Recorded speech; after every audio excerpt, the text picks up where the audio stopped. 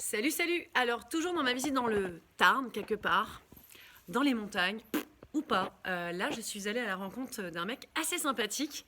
Alors, je te donne quelques indices. Il s'est perché pendant plus de 2 mois dans un arbre devant le ministère de la Transition écologique. Ça, c'était en décembre 2019. C'est là où je l'ai rencontré la première fois, je crois. Décembre ou octobre? Et moi. Et un mois. Ah, merde! Alors, un mois et non pas 2 mois. Pardon, je suis un peu marseillaise.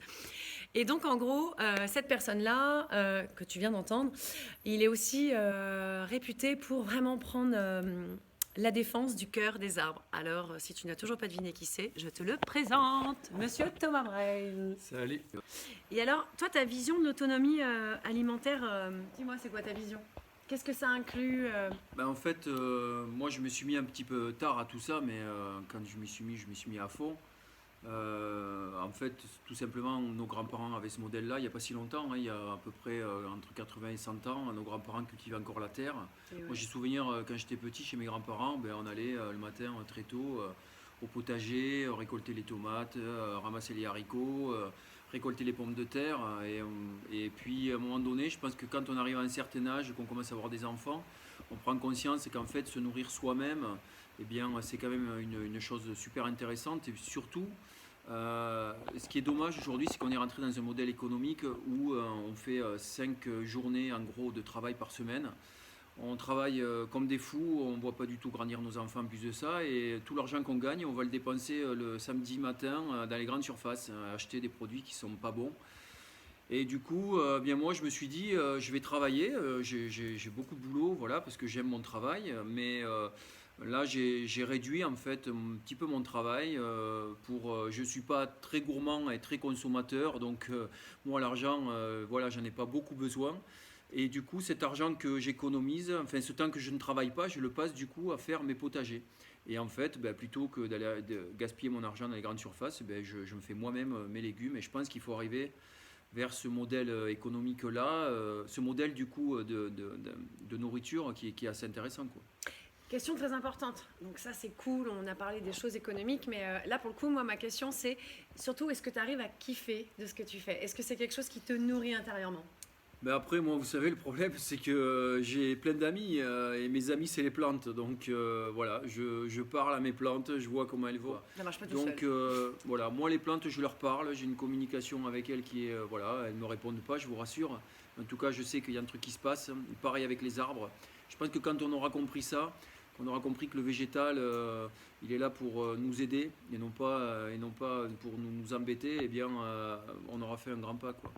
Et oui, parce que en fait, les arbres, alors la dernière fois, j'aime aussi défendre ces grands sages que j'appelle des macroneurones. Les Mhm. arbres, pour moi, c'est des espèces de macroneurones qui font le lien entre la terre et l'air, et qui permettent, si tu veux, cette communication, et qui permet non seulement d'infiltrer l'eau, donc les cycles de l'eau dans les sols, et de l'oxygène. Est-ce que toi, tu as des trucs un peu plus importants, vu que toi, tu les défends, mais alors avec, franchement, mon pote, respect, quoi, et vraiment beaucoup d'admiration pour ce que tu fais. Qu'est-ce que tu as à me dire sur la personnalité des arbres? Parce que pour moi, je trouve que c'est des grands sages, quand même. Je pense que déjà, si l'homme il se comportait comme les arbres, s'il était dans la bienveillance, c'est parce que les arbres ils nous donnent que des bonnes choses au final, quand on regarde bien. Un arbre il nous fait jamais mal, à part de nous tomber dessus s'il y a une grosse tempête, mais encore il ne fait pas exprès, c'est pas sa faute. Avoir la sagesse d'un arbre, je pense que déjà c'est clair, c'est bien. Moi, je grimpe pas un arbre jamais sans lui demander son autorisation. Alors peut-être que les gens là qui vont regarder cette vidéo, ils vont dire mais celui-là il a un grain. Ah non, non, mais on a tous un grain chez nous, Mais ils sont au courant. voilà, mais en tout cas, si jamais vous pensez que moi j'ai un grain, eh bien, je pense que vous avez tout faux parce que Salut les toi. arbres sont capables de ressentir des choses, vous voyez, Salut toi. que ma chienne qui est là. Eh bien, voilà, donc, et moi je dis en fait que le boulot, c'est pas moi qui le trouve, c'est les arbres qui me le trouvent. Voilà, et que jusqu'à présent, moi ça se passe super bien. J'ai une relation particulière avec le végétal, c'est clair. Je lui parle, je lui dis un petit peu qu'est-ce que je viens faire dedans. Pour pas le stresser, parce que les végétaux, il faut savoir qu'ils sont stressés. Donc, autant qu'il y a du stress, quand vous commencez à grimper, vous mettez un pied sur un arbre, il se demande qu'est-ce que vous allez y faire. Et du coup, cette connexion, si vous l'avez, si vous arrivez à vous vraiment à être profondément connecté au monde du végétal, Déjà, ça apaise, c'est très apaisant, c'est Mm. clair, ça vous déstresse, hein, parce qu'être dans un arbre, c'est déstressant, toucher un arbre, être dans la forêt. Il n'y a pas photo, prenez peut-être des gens qui vivent dans les villes ou même des gamins un petit peu perturbés qui sont coincés dans des cités où c'est pas facile, où la vie elle est pas facile, et bien vous les amenez une journée en forêt, et bien le soir vous allez voir qu'ils sont complètement zen parce que la forêt nous donne nous transmet des molécules qu'on appelle des phytoncides et qui sont des molécules qui sont fortement bénéfiques à notre organisme. Et ça, c'est clair qu'on en ressent les bienfaits, mais on n'est pas capable de le dire, on ne s'en aperçoit pas. Et c'est dommage parce qu'on en a vraiment besoin de tout ça, quoi.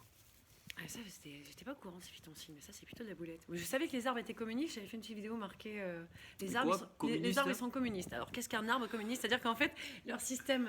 Je savais pas qui votait. Non, Ah bon. mais dans le sens où, alors, pour avoir vécu au Vietnam, qui est un pays communiste, en fait, il y a un système d'entraide automatique. Il n'y a pas un seul SDF au Vietnam.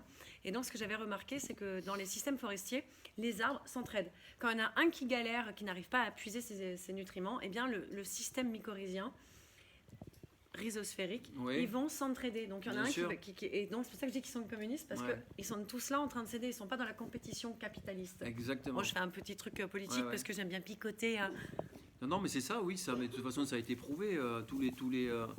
Ce sont les mycorhizes, oui, qui créent cette relation entre les arbres, d'un arbre à l'autre. Et oui. Et moi, je dis, s'il n'y avait pas de désert, où où c'est qu'il n'y a pas d'arbres, eh bien, en fait, si vous touchez un arbre ici, vous voyez, si vous avez une forêt qui fait 600 km, eh bien, en fait, si vous touchez un arbre ici, ben, l'arbre qui est à 600 km au fond là-bas, il est au courant qu'il se passe quelque chose. Parce qu'en plus,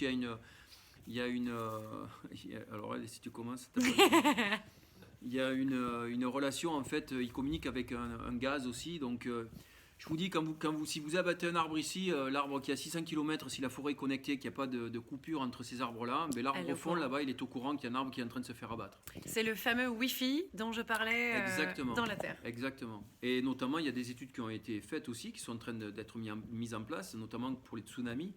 On sait que les arbres sont capables de détecter les vibrations du sol et du coup en fait on est en train de mettre des procédés en place pour anticiper les tsunamis avec les arbres. Donc voilà, les arbres c'est clair, ça parle pas, ça bouge pas, mais alors C'est un kiff. Ah non mais C'est un grand kiff les arbres. excellent. Et pour le coup, Thomas, Ouais. merci. Ok. Salut. Ciao.